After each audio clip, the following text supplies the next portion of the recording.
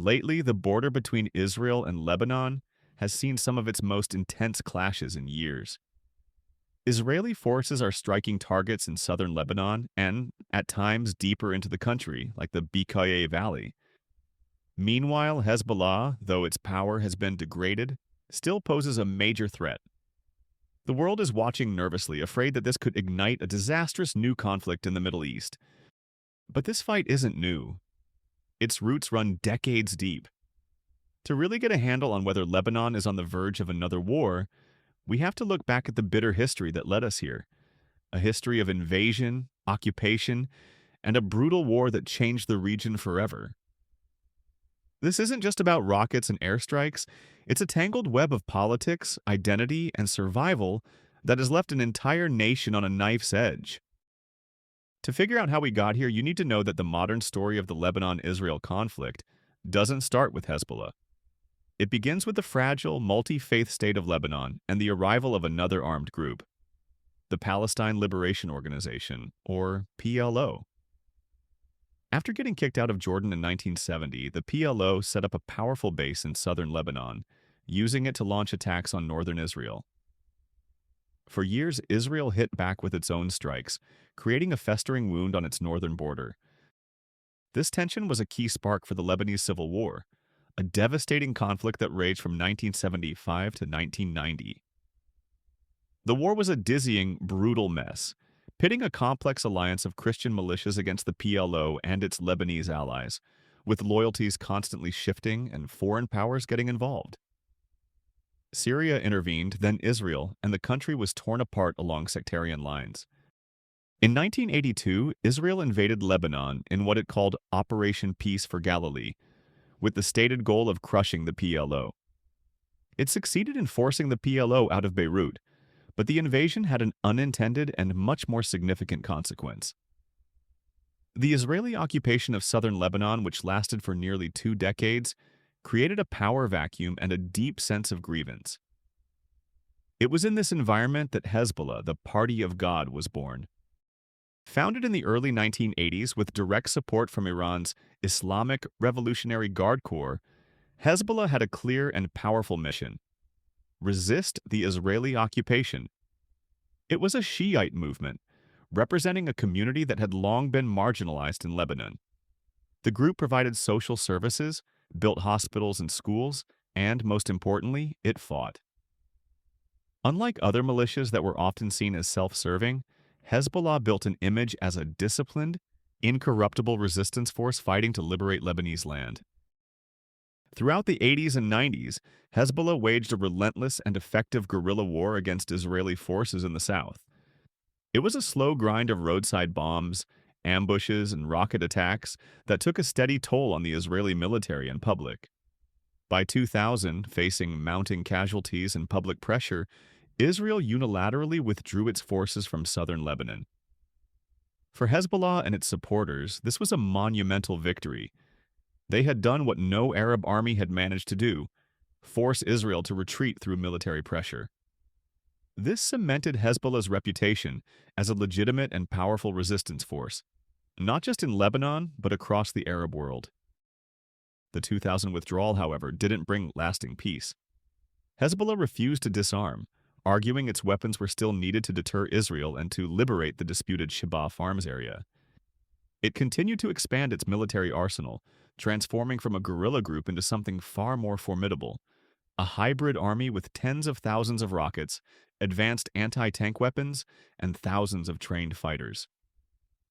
It became a state within a state with its own military, social services, and political power. These simmering tensions finally boiled over in the summer of 2006. On July 12th, Hezbollah fighters crossed into Israel, killed 3 Israeli soldiers, and captured 2 more. Israel's response was massive and immediate, sparking a brutal 34-day war. The Israeli Air Force launched thousands of airstrikes across Lebanon, hitting not just Hezbollah positions but also critical infrastructure like roads, bridges, and the Beirut airport. Southern Lebanon and the southern suburbs of Beirut, a Hezbollah stronghold, were devastated. Hezbollah fought back, firing nearly 4,000 rockets into northern Israel. For the first time, major Israeli cities like Haifa were under sustained attack, forcing 1 million Israelis into bomb shelters. On the ground, the Israeli army pushed into southern Lebanon, but met a much tougher opponent than expected. Hezbollah fighters used their knowledge of the terrain, vast tunnel networks, and sophisticated anti-tank missiles to inflict heavy casualties on Israeli troops. The war ended with a UN-brokered ceasefire, Resolution 1701, which called for the disarmament of all armed groups in Lebanon and the deployment of the Lebanese army and an expanded UN peacekeeping force in the south. But in reality, the resolution was never fully implemented. The Lebanese army deployed, but Hezbollah never gave up its weapons. The 2006 war was a turning point. Both sides claimed victory, but both paid a heavy price. Israel failed to destroy Hezbollah or retrieve its captured soldiers by force. Hezbollah suffered major losses and saw its strongholds ravaged, but it survived. For many, just withstanding the full might of the Israeli military for 34 days was a victory in itself. The conflict created a balance of terror or mutual deterrence. Both sides understood the devastating cost of another war, and for nearly 18 years, a tense but stable quiet settled over the border. That quiet has now been shattered. The fragile stability that held for nearly 2 decades has fallen apart, pushing Lebanon closer to the edge than at any point since 2006. The current crisis is a toxic mix of military escalation, intense political pressure, and a looming humanitarian disaster. It all kicked off on October 8, 2023, when Hezbollah began firing rockets into Israel, declaring solidarity with its ally Hamas. This set off a cycle of retaliation that escalated into a period of intense conflict by September 2024, killing nearly 4,000 people and injuring around 17,000 before a fragile U.S.-brokered ceasefire was reached in November. That ceasefire, however, has been violated almost daily. The Israel Defense Forces, IDF, have carried out hundreds of airstrikes and ground operations in Lebanon since November 2024, relentlessly targeting Hezbollah assets. According to Israeli officials, these operations have degraded Hezbollah's capabilities, destroying a significant number of its rocket launchers and killing hundreds of its fighters. While these strikes have weakened the group, Hezbollah remains a potent military force. This military pressure is now paired with a high-stakes political game. On August 7, 2025, Lebanon's cabinet took a monumental step by formally endorsing the objectives of a U.S.-backed proposal aimed at ensuring the state has sole control over all weapons. In plain terms, it's a plan to disarm Hezbollah by the end of 2025. The Lebanese Armed Forces, LAF, have been tasked with presenting an operational plan by the end of August 2025. The American proposal is a roadmap with several phases.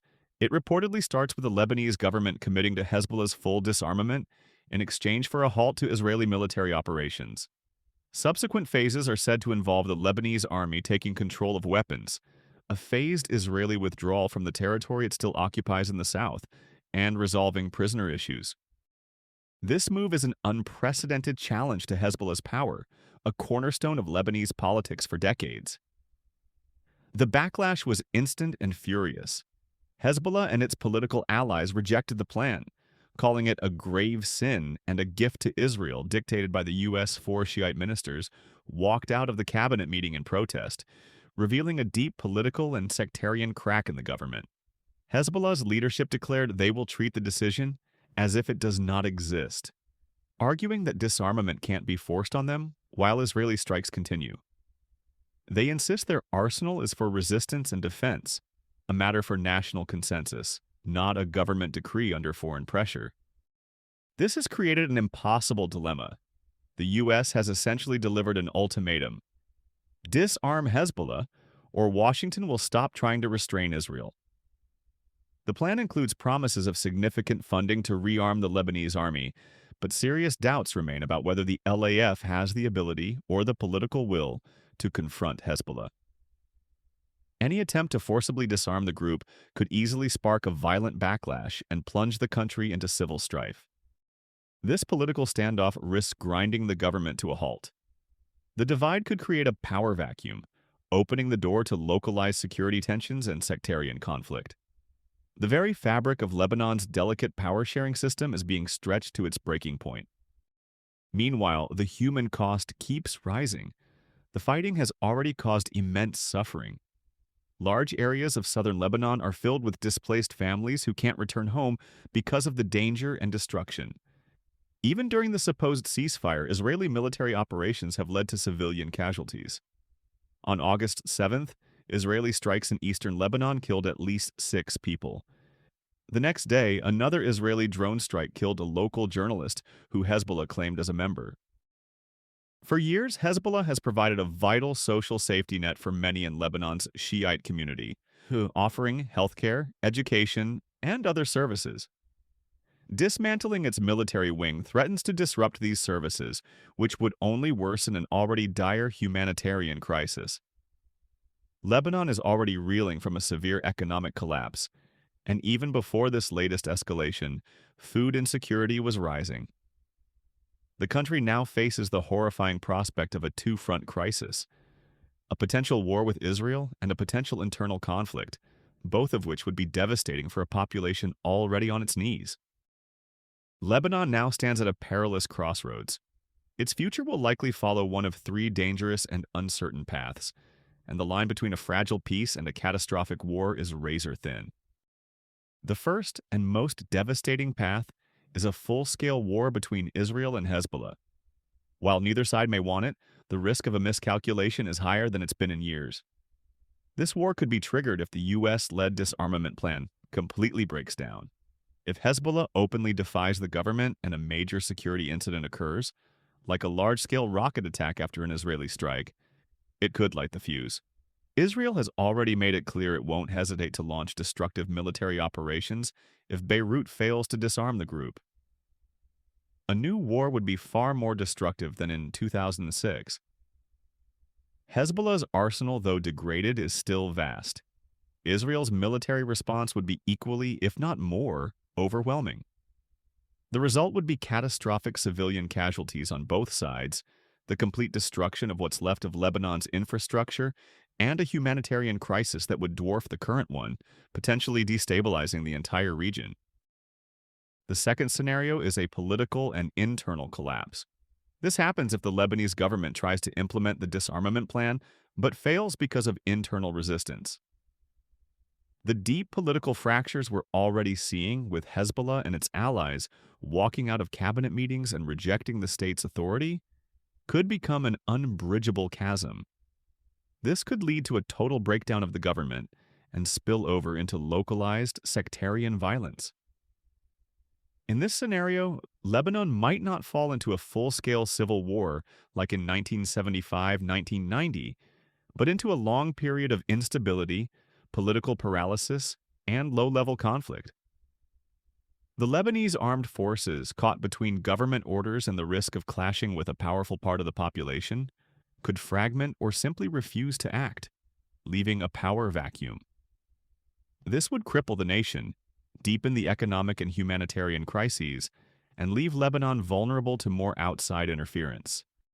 The third, and perhaps most realistic scenario, is a tense and fragile state of managed conflict.